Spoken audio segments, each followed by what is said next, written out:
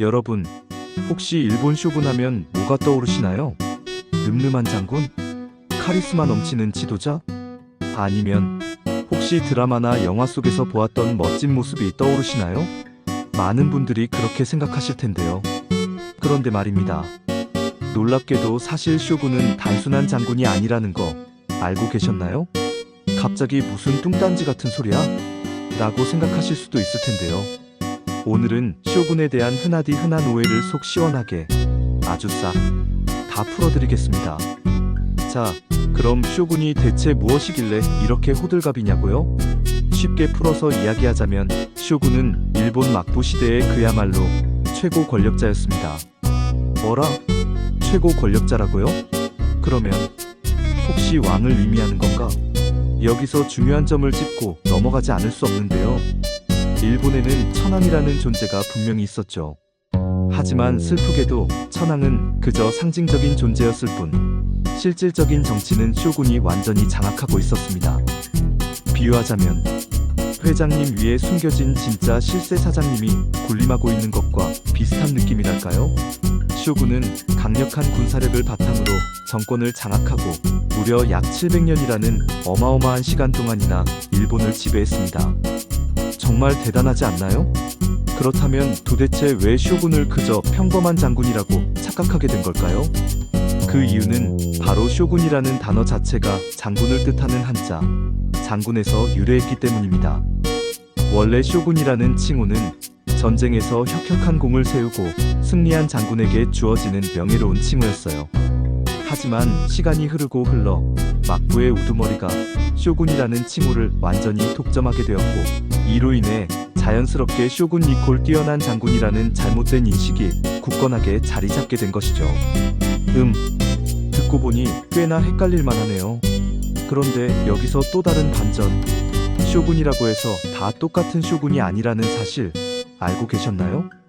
쇼군 중에서도 정말 다양한 종류가 존재했습니다.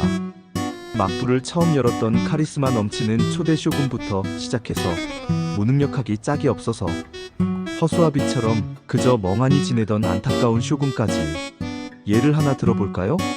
에도 막부의 마지막 쇼군이었던 도쿠가와 요시노부는 서양과의 계약을 어렵게 결정하고 오랫동안 지속된 막부 체제를 스스로 무너뜨리는데 혁혁한 공헌을 했습니다. 이제 더 이상 쇼군이라고 해서 무조건 칼을 휘두르며 싸움만 잘하는 획일적인 이미지는 머릿속에서 지워버리세요. 중요한 건 시대 상황에 따라 쇼군의 역할도 능력도 천차만별로 달랐다는 사실입니다. 절대 잊으시면 안 돼요. 자, 여기서 갑작스럽지만 퀴즈 타임. 쇼군이 오랫동안 다스리던 막부 시대, 그 중에서 가장 유명한 막부는 과연 어디일까요?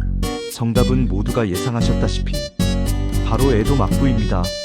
에도 막부는 도쿠가와 이에야스가 야심차게 세운 막부로 무려 약 260년이라는 긴 시간 동안 평화롭고 안정적인 시대를 훌륭하게 이끌었습니다. 에도 막부 시대에는 화려한 사무라이 문화가 꽃을 활짝 피웠고 상업과 도시가 눈부시게 발달했습니다.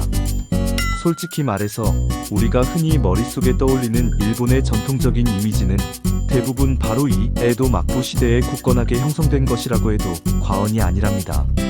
하지만 영원할 것만 같았던 쇼군에게도 결국 몰락이라는 슬픈 그림자가 드리워졌다는 가슴 아픈 이야기. 에도 막부 말기, 서양 열강의 거센 압박이 끊임없이 밀려오면서 막부의 권위는 점차적으로 그리고 걷잡을 수 없이 약해져 갔습니다. 결국 막부는 역사 속으로 쓸쓸히 사라지고 천황을 중심으로 하는 새로운 정부가 새롭게 들어서게 되었죠. 정말 파란만장했던 쇼군의 시대는 이렇게 허무하게 막을 내렸습니다. 자, 이제 쇼군에 대한 묵묵한 오해가 조금이나마 풀리셨기를 간절히 바랍니다. 쇼군은 단순한 장군에 불과한 것이 아니라 막부 시대의 명실상부한 최고 권력자였다는 사실, 그리고 쇼군이라고 해서 모두 똑같은 쇼군이 결코 아니었다는 점. 오늘 제가 열심히 알려드린 소중한 정보가 여러분의 흥미진진한 일본 역사 지식에 조금이라도 보탬이 되었기를 진심으로 바랍니다. 그럼 다음에 더욱더 재미있고 유익한 이야기로 다시 힘차게 돌아올게요. 그때까지 모두 안녕.